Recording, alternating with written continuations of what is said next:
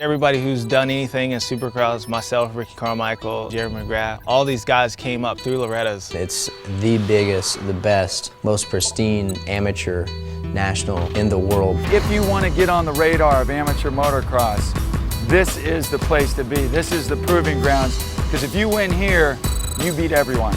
And I think that's what makes this the crucible of amateur motocross. It does not get any more competitive than Loretta Lynn's.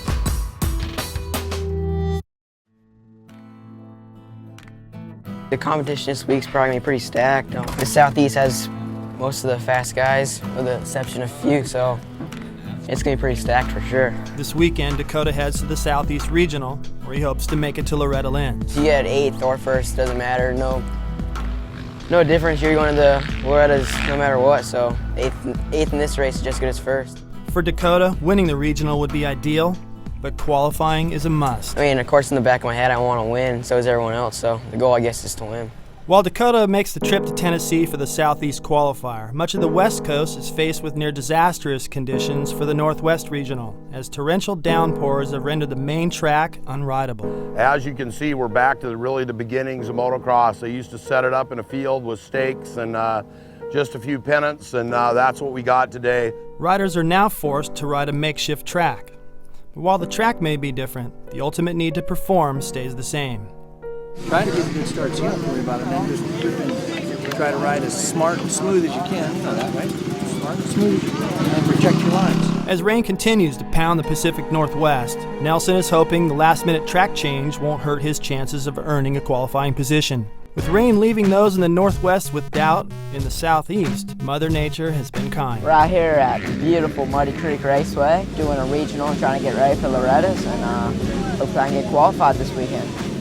Cooper Webb is a favorite in the Super Mini class, but so are Jordan Smith and Adam Cincerello. You know, wherever he is, to where he is, he's a great rider, and it's fun to race him, so I'm looking forward to battling. Before the score is settled in the Super Mini class, the Southeast fastest schoolboy riders will see who has done their homework. Jessy Nelson and Dakota Alix both look poised to leave Tennessee with an overall win, but with much of the nation's top talent on the gate, anything is possible. Owen went to work early in the first moto, grabbing the overall win, while Alix suffered a much bleaker fate as a crash dropped him all the way back to 7th. What happened with your tire there? You went down? You fell hard? I gotta take this thing apart. I don't know how much damage is done, but this is all bent. Your bars are bent. I need help. Nothing. Just get ready for the next race. Yeah, this class is 4 strokes instead of 125s. You got a 2DF in it. It's a little bit deeper, so it should be interesting. Despite a partially healed broken leg, 2009 Loretta's champion Zach Bell also hopes to make the cut in front of 41 of the fastest riders in the country. Alix found himself trailing North Carolina's Tyler McSwain early in the moto, with longtime rival Nick Gaines close behind. As McSwain built a commanding lead, Alix and Gaines continued to battle for position over Jessy Nelson and the rest of the pack. A battle that would end in a freak collision. Got caught up with Nick Gaines, sucked into his rear wheel and dragged for 2 feet. He's in the hospital right now. They're talking about doing surgery on his liver, possible collapsed lung and shoulder damage, so I'm waiting to hear. It looks like our hopes for Loretta's this year might have ended with that moto. With Alix out of contention in the East, the best in the West gear up for their race in the rain. I guess one of the coolest things about Loretta Lynn's that started many years ago is the family aspect. We've got a ton of past champions that are here, but also just the beginnings of careers of the future factory riders of America that are here at Washougal this weekend. One such future star is schoolboy rider Chris Aldrich, a heavy class favorite heading into Loretta's. We're here at Schoolboy 1. This is the most going to get me to Tennessee to hopefully earn a championship, another one. Aldrich would prove why he's the favorite in the Schoolboy 1 class by dominating both motos. However, he would suffer a different fate in Schoolboy 2. One bad moto at a regional qualifier can leave even the fastest riders on the outside looking in. Out of qualifying position, Aldrich now has to make the long haul to the Southwest Regional to try again.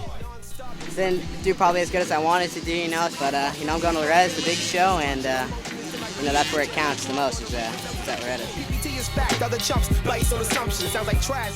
Going to get on my bike, get my helmet and my stuff, and I'm in staging right now. In the pro class, Jessy Nelson is preparing for the last regional qualifier of his career. And while the conditions aren't optimal, he's hoping to make the memory a lasting one. The best advantage is a good start. Flag off the ground. When that flag comes up, it's go. A poor start in Moto 1 would leave Nelson out of contention in 5th.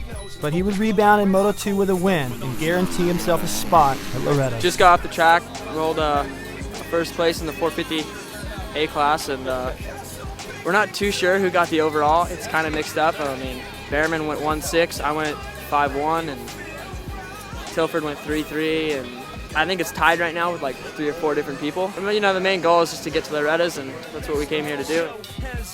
With each rider's destiny being decided in the rain-soaked Northwest, back in Tennessee, Jace Owen proved to be the top dog in Schoolboy 1. The top 7 here qualifies, so I guess I don't really have to win, but I want to come out strong and show all these kids what I can do. Owen was able to take the overall win in Schoolboy 1, while the Super Mini class was dominated by Adam Cincerello. AC ruled the day, while Webb struggled with poor finishes. Yesterday was a little rough. We had some bike issues, and mainly just on the 150. The 250 went really well. He won the moto for the Schoolboy 2. Webb's struggles were soon forgotten with remarkable rides in the Schoolboy 2 class. Despite being the class newcomer, Webb impressed on the bigger bike. My goal was to qualify in that class, and to get 3rd overall, it's pretty awesome, especially all the competition that's here this weekend. I mean, there's just a handful of guys missing in that Schoolboy class, so it gives me a lot of confidence, and go home, train, and see how I am. Coming soon on the road to Loretta's. I'm really focused on proving myself that I'm a guy to beat, you know? Regional's definitely going to be tough. We're only missing a couple guys. It's going to be like a mini national. We're out here at the Freestone Regional. This is my last chance to get in, and going through this weekend hoping to get top 6. Some heat. There's a bunch of people that can go fast, but I'll prove my point at Loretta's. Gotten 2 titles there. I've been there 11 years on the road. It's my 12th year going. It's my last year. We're all just going to go out there and try to race as hard as we can, and I know I am, and see what goes down.